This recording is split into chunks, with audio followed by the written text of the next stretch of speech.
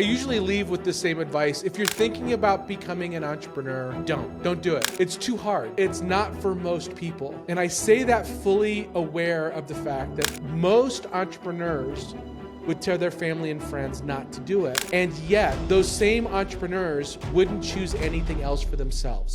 Ever feel like your entrepreneurial playbook is missing a few chapters? You've got the grit, the ideas, maybe even the traction, yet no one told you how to scale smarter, automate what matters, and set yourself up for a successful exit. Well, today we're flipping straight to those missing pages because my guest knows what it takes to build, grow, and sell businesses in a world that's moving faster than ever before. Yes, AI is even rewriting those tools too. Welcome to the Executive Connect podcast, Anthony. Thank you. Thank you for having me, Melissa. Now, you founded 7 companies and exited 6. Now, that's an incredible track record. What pulled you into entrepreneurship in the first place, and what's kept you building after each exit? So I'm a terrible employee. So it was survival that pulled me into entrepreneurship. It was the only way I can earn a living. And so that's what kind of keeps me going too. It's just, it's the only thing I know how to do. I love it. I think that's such an honest answer. Now, tell me a little bit about that first aha moment that made you realize you were meant to build, not follow. Ready to lead smarter and invest wiser? On the Executive Connect podcast, we unpack executive strategies for wealth and influence. Hit the subscribe button now. Don't just watch, act. I think really early on. So I was, I'll give you a little story. I actually never told the story. So I was meandering around trying to figure out what I was going to be in life, right? I had good jobs and was doing well at the jobs. And then a buddy of mine wanted me to come work with him at Warner Brothers feature post-production. And so I got to work in a dream job, literally making movies. And I was there doing what I thought I would love to do. And I was still doing side hustles.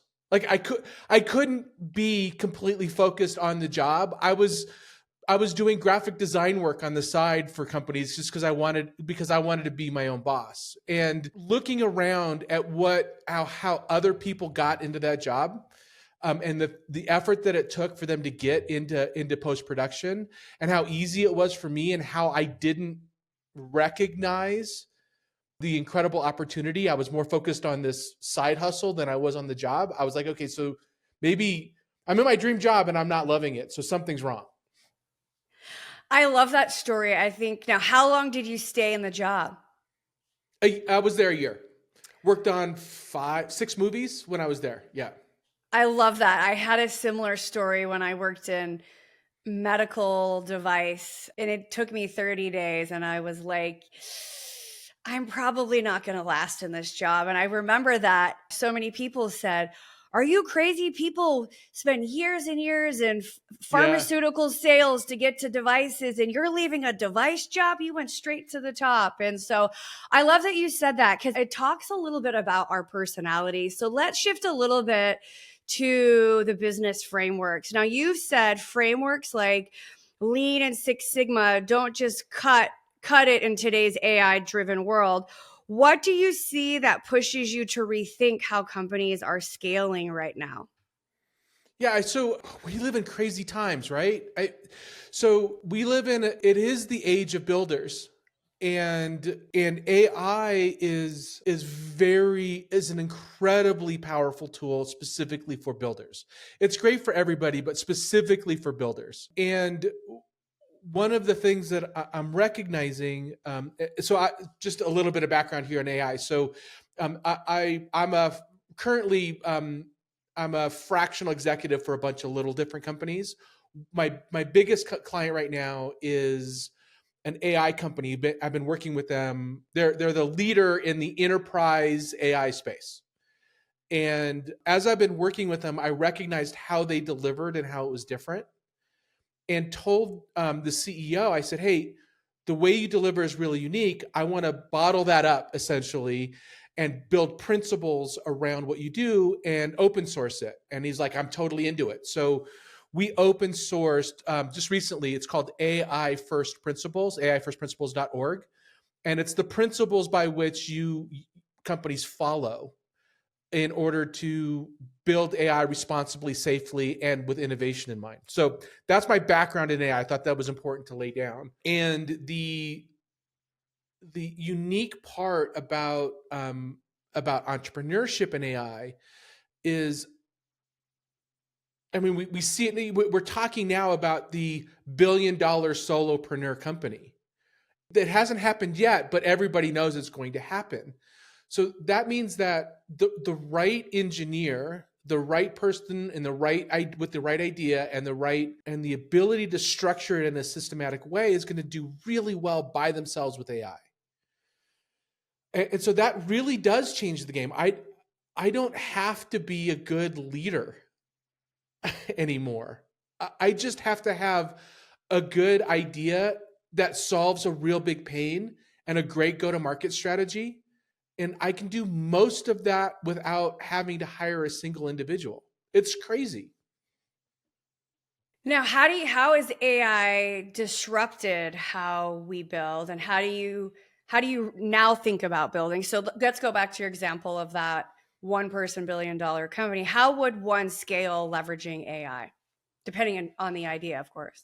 Well, I look at it as not only is it an incredible thought partner, so you can't just have AI spit out code, just tell it your idea and spit out code, or spit out marketing copy, and it's good. Like, you have to push back, and you have to tell it, and you have to coerce it into understanding what's in your head, right?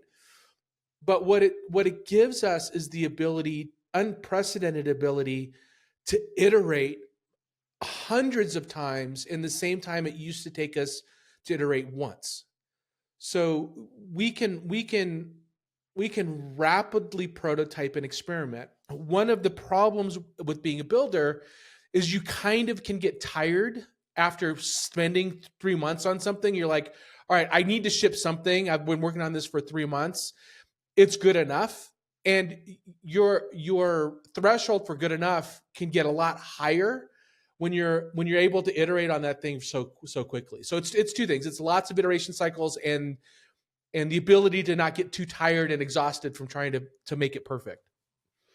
Now, what are some of the biggest blind spots you see when leaders are applying this old way of doing business, old way of using legacy frameworks to modern businesses? So what I'm hearing is leveraging the AI to scale, but I still feel like people are using old kind of business strategies, business frameworks that take more bodies to run the cycle. So what are some of the blind spots you're seeing when people are scaling right now?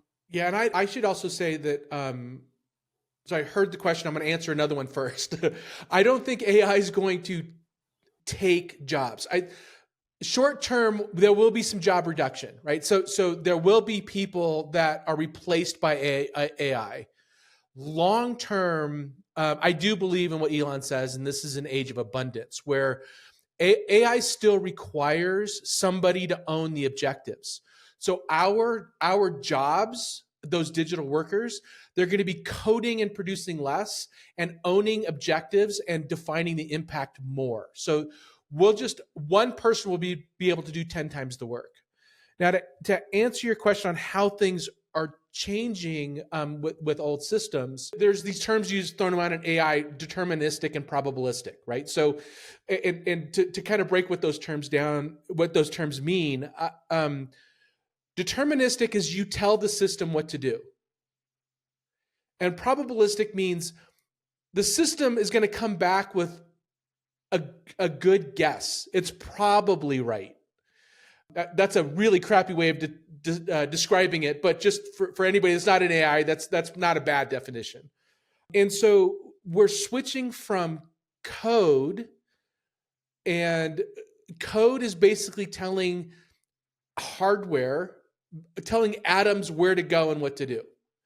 And probabilistic means we have to tell the system essentially what not to do. We have to build guardrails and you have to give the AI what it's strong at, which is being a little bit creative and thinking of the possibilities of what the answer is, and limiting that possibility down with, you can't do these things. So it's switching from this is what you have to do to this is what you can't do.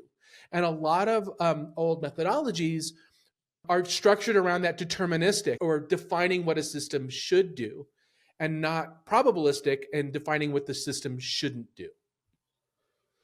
I love that. Was that too high level? No. I think it's true. I think there's a lot of truth in that. So I want to talk and dive into this wiser method that you talk about. You helped create it by blending AI, design thinking, and entrepreneurship rigor, let's say.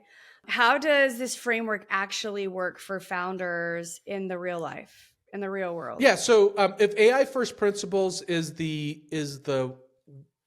how, like, or the why. So these are the things that you need to care about when building AI. Wiser method is the process by which you follow in order to execute on the principles.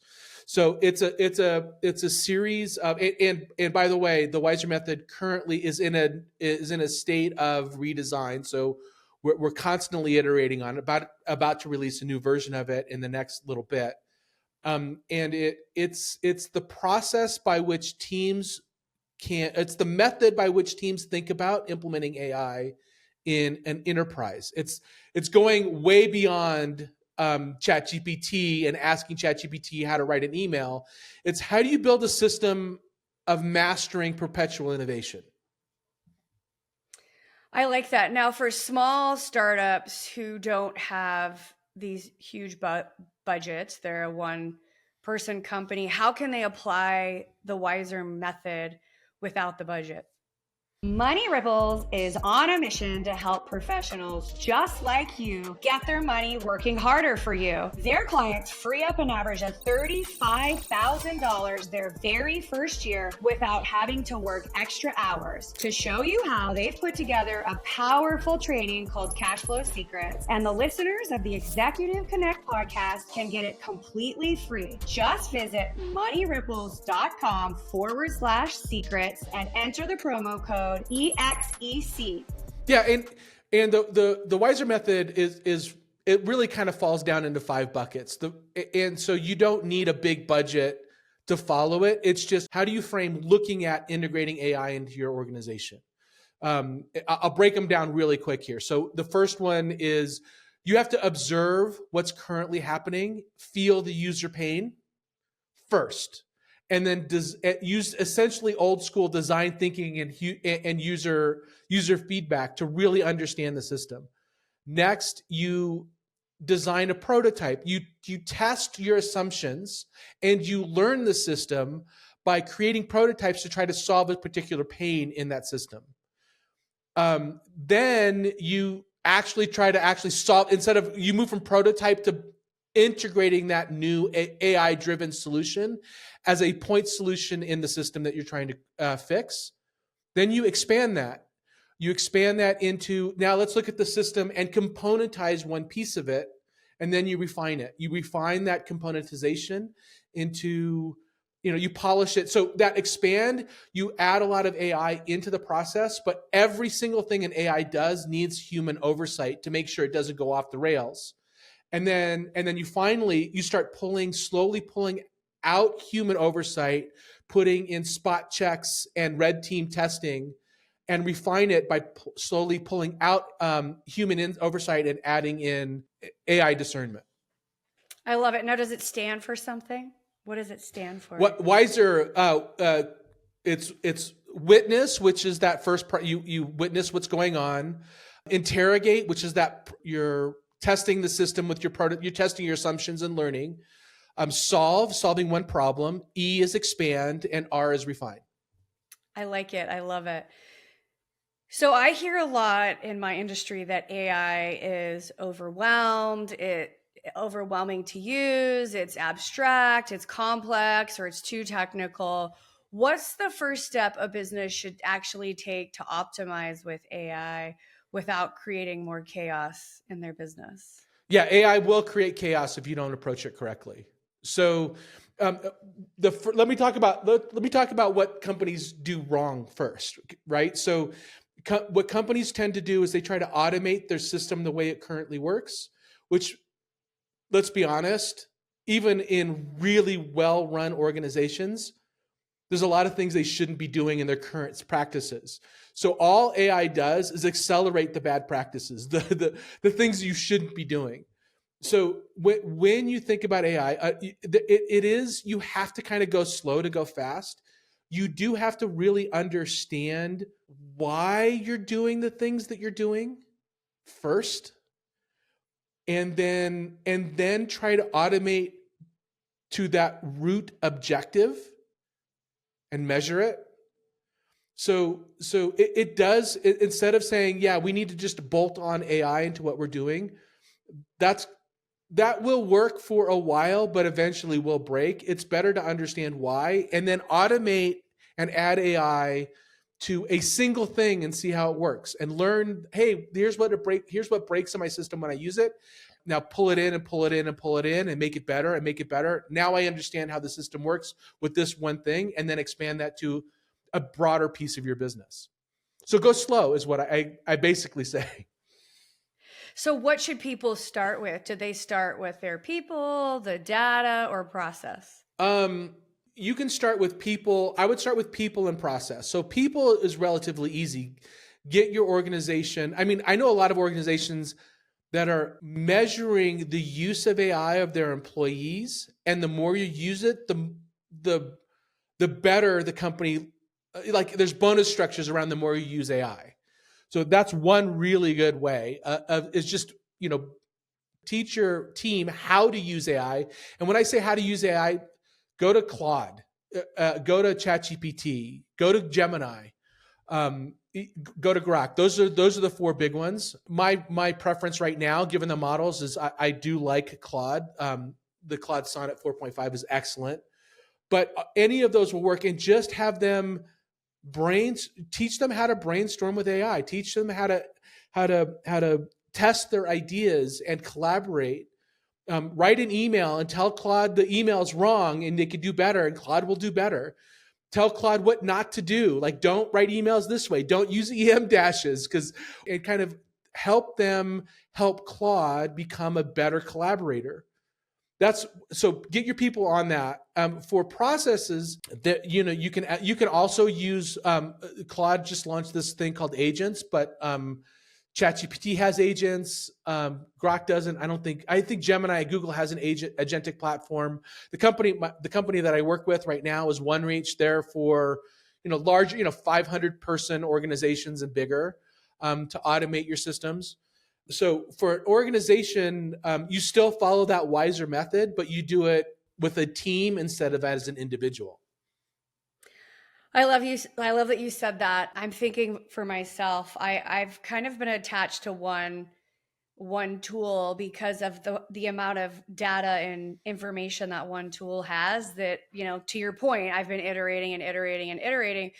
What's your thoughts on kind of leveraging all of them, all four of them? Like, you didn't mention Copilot, but I find most companies want to leverage Copilot, but I feel like it's the worst of the ones that I've used. So what's your thoughts on leveraging, just staying in one, leveraging multiple? What are your thoughts around that? Yeah, so if you want to get to the next level, right? So next level, what I did before, and what I still do actually today in certain circumstances, is I'll use all four of them. So I spend a lot of money on subscriptions right now, but I'll use all four of them and use the same prompt in them, and then have them each evaluate each other's work. That's really powerful. You get really interesting insight. Like, what did I miss? What did this one miss? And having each one of them evaluate each other's really powerful. And then there's a next level, And what I use for this is something called Cursor. So just go to cursor.com, and it's a desktop app. And Cursor is a coding environment for developers, but I don't use it. I used to be a developer. I don't use it to write code. I use it to write to write strategies and to write content and marketing content, and sometimes code. And what's great about Cursor is it allows me to switch models and still understands all the context and content that I've written. So I don't have all of the things that I'm iterating in one or the other. I have it in Cursor as files on my desktop, and then tell Cursor, hey, improve this copy, and then use Claude or use Grok or test it with Composer, which is a Cursor model. And so I get the kind of the best of both worlds. I get any LLM that I want to use, and I get the context that they need across all of them as well. I love that. So I'm thinking about my non-technical executives, leaders that want to leverage AI, but they're not really what I'm going to say is AI literate. What's the best way for leaders, executives who are non-technical become AI literate without needing to code? Do you recommend them go to any specific spot or just start using the tool? If they're not already, go. ChatGPT is free. There's no reason why you're not using ChatGPT. I don't know if Claude has a free tier, but just go to chatgpt.com, sign up for a free tier, and just tell it a problem that you're having. Say, I'm struggling, and it could be a problem with the system. It could be a problem with your market. It could be a problem with an employee. Hell, one of my best use cases that I used to give, this is about a year ago, my wife and I were having an argument. And I gave ChatGPT my wife's point of view and told it to act like my wife and help me have this conversation with her. It was brilliant. Of course she was right? What it basically got to me is like, okay, so I was wrong on that one. Got it. But it really helped me think through it without having to actually have an argument with my wife. Like it was absolutely brilliant. So I think the first rule is just start using it, and start using it for things that aren't intuitive. Is it gonna find you a great recipe on stuff? Sure. Is it gonna tell you what's the best refrigerator to buy? Probably. But it's also a great thought partner in trying to navigate those things that you're struggling with. And by the way, there's no shame in it now, right? Like I wasn't going to talk to any of my friends about the argument that I had with my wife, both because I don't want to do that to my wife, and secondly, I might be wrong and I don't want to let that out. ChatGPT, there's no shame, and you're not really telling on your wife with anybody else. The trick to that, though, for anybody new to it, there is a strong bias with any LLM to tell you what you want to hear. So you will say something, you'll say, hey, I have this problem, and I'll give you an answer. And then you say, but actually you didn't think about it right. And it'll say, you're absolutely right. I have it. Here's how you should think about it. You say, but what about this? You're absolutely right. And it won't push back on you. And it can lead you down a path because you're steering it to agree with you. So you have to get it to challenge you. You have to tell it, I don't want a yes man. I want a thought partner. And I want you to tell me when I'm right, and push back on me when you think I'm wrong. That is a fantastic story, Anthony. Thanks for sharing that. I'll let my husband know. And wow, good on you for doing that. So I love that. I think it's such a unique point of view. I want to talk a little bit about, I love to chat lessons from the trenches. And on your podcast, How to Founder, you cover those I wish someone had told me moments that don't make it to the MBA classes or to the real world until you make it. So what's one lesson you find yourself repeating with founders over and over and over again? There's kind of two, actually. One is the thing that I say that every founder nods their head to is it's lonely. And I'm not telling anybody something new, but I think I'm giving them permission to feel that. And so it is really lonely. And the only cure for that loneliness that I have ever found is to go hang out with other founders.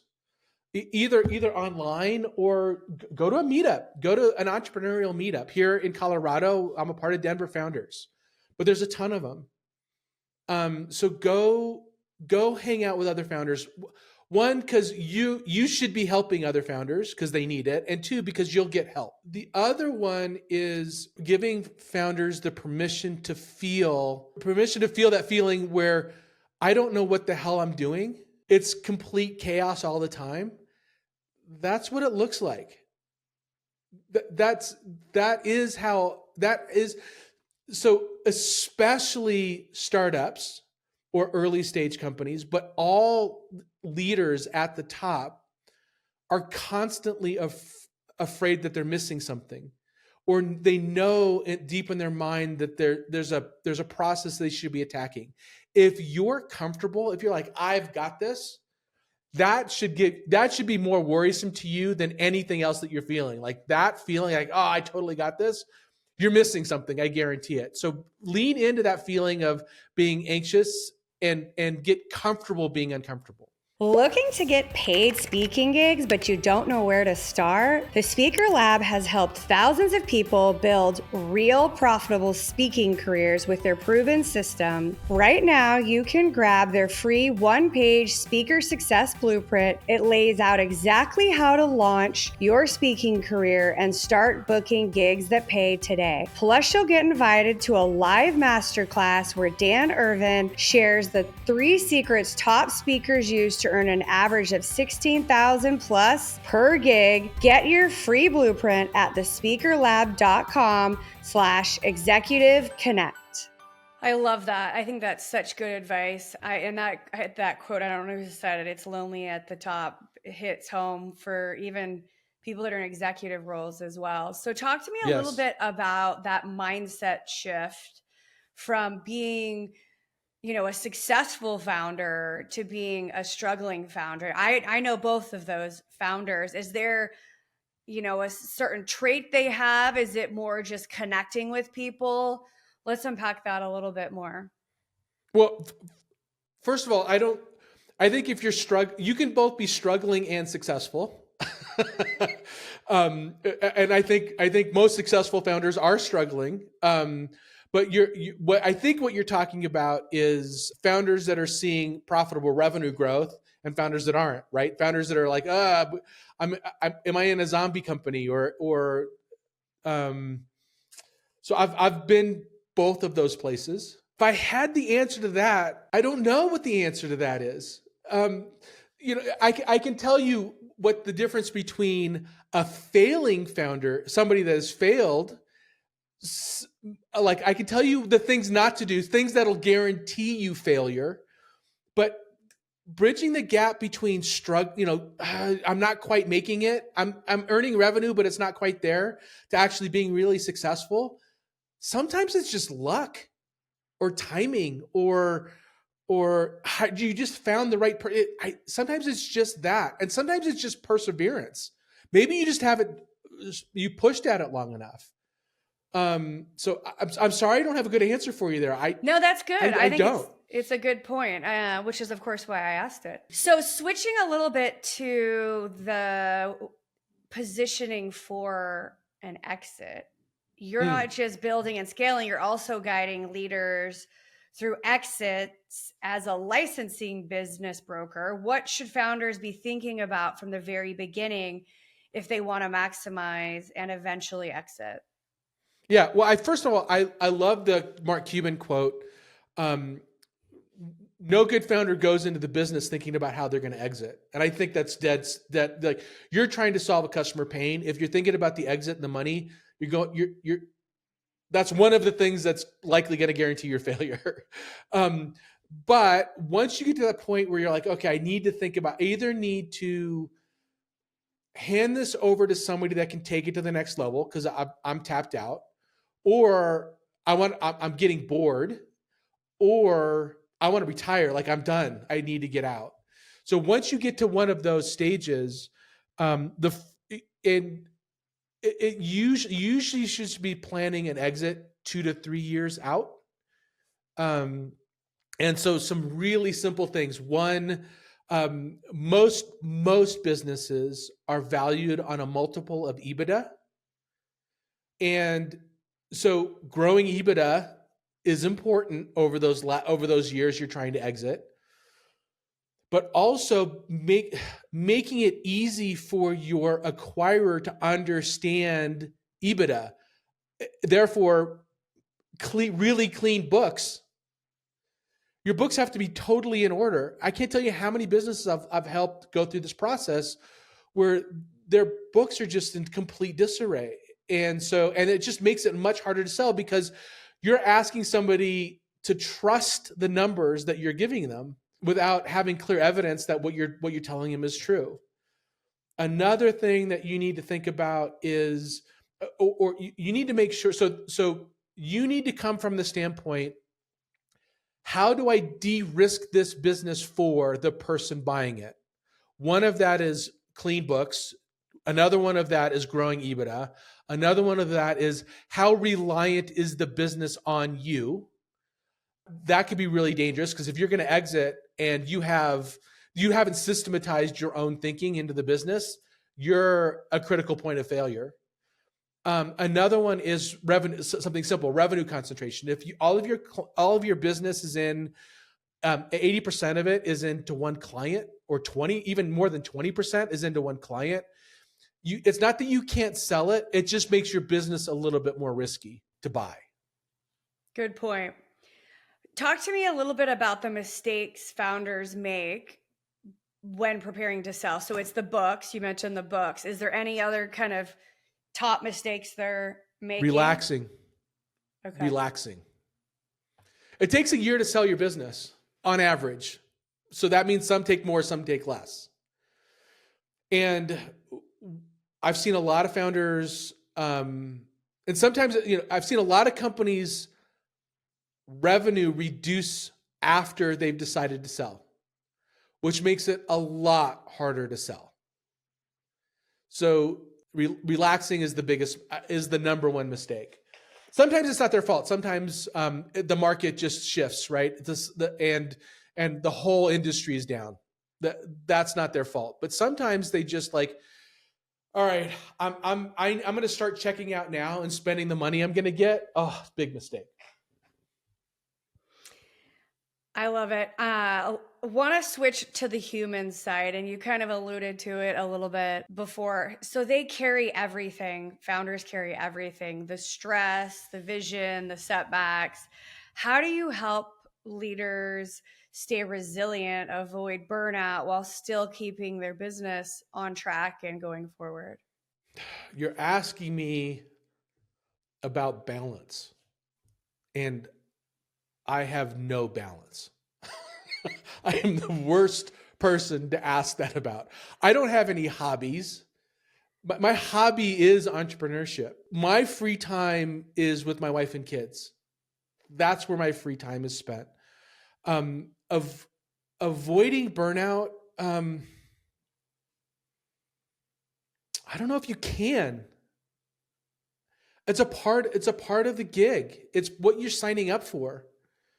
So, go take a walk. Yeah. I mean, sure. I mean, all the things that you've heard from all the other podcasts about, those new agey kind of like, go take yoga or go for a walk, touch grass. Sure. All of those work, but you're still going to get burned out. There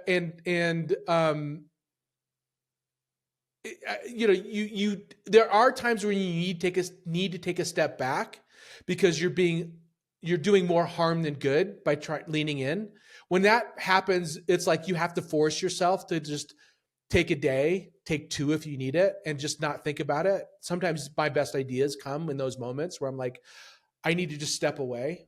Trying to strike a balance. I still have, I've been doing this for over 25 years and I still haven't figured that out. I often call it now, Anthony, a work-life integration, because there are weeks that are going to be ultra unbalanced without family and kids, with travel and projects and late nights and early mornings, but then kind of slingshot back to those kind of focus time with the family. And, I don't think about getting on grass much, but I do yoga. So there's that. But I think whatever you need to do. Yeah. Right. So is there a routine or practice that helps you stay grounded, or you're just all day, every day, go, go, go until you realize that, I need to take a step back? Yeah, I do. I do fall into, I am a creature of habit. So I do think routine is important. And I get up the same time every morning. I work out on the same days at the same time.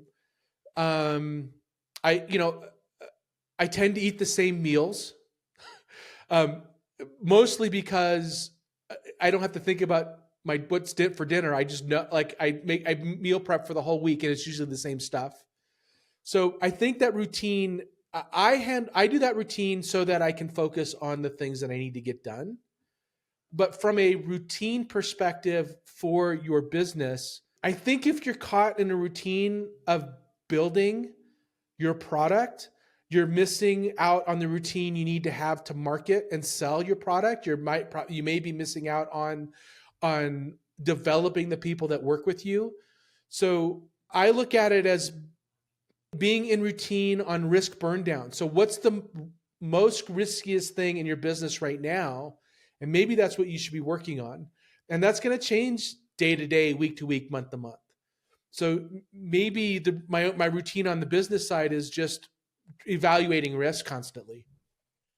And I love that you said that, because keeping things simple, like you just explained, and keeping things on, rhythm, that's how I save the most time to get better output, right? So I don't think about and walk around wondering what I'm eating or wondering what I'm wearing, or all those wasted cycles that we all kind of have. When you can get that routine, I think that's where the biggest wins come, with having more time to do the things you need to do. So I love I'm sorry. Yeah. Outside of, just going to give you an example, outside of my, the things I'm doing for work, when I really am feeling like I want to break routine, I'll wear a blue t-shirt instead of a black one.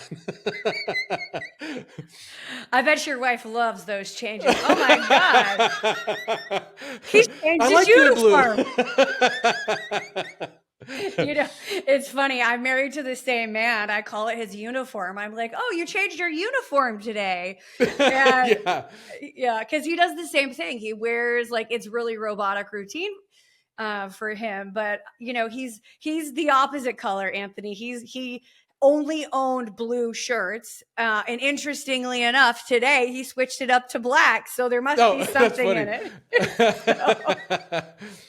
I love it. Well, it's been such a pleasure talking to you today. Any final thoughts or anything that we didn't touch on that you want to leave with our listeners?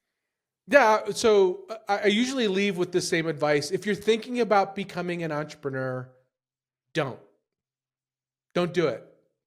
It's too hard. It's not for most people. And I say that fully aware of the fact that most entrepreneurs would tell their family and friends not to do it. And yet, those same entrepreneurs wouldn't choose anything else for themselves. So if I talked you out of entrepreneurship, great. If I didn't and you thought I'm crazy, maybe you're an entrepreneur. Great advice. What is the best way for our listeners to connect with you and learn more about the good work you're doing? Yeah. So if you go to howtofounder.com, you can connect with me. My profile's there. You just go to my LinkedIn profile, and you can also follow our podcast there. And then if you are interested in, connect with me on LinkedIn if you're interested in talking to me about any of the stuff that I talked about.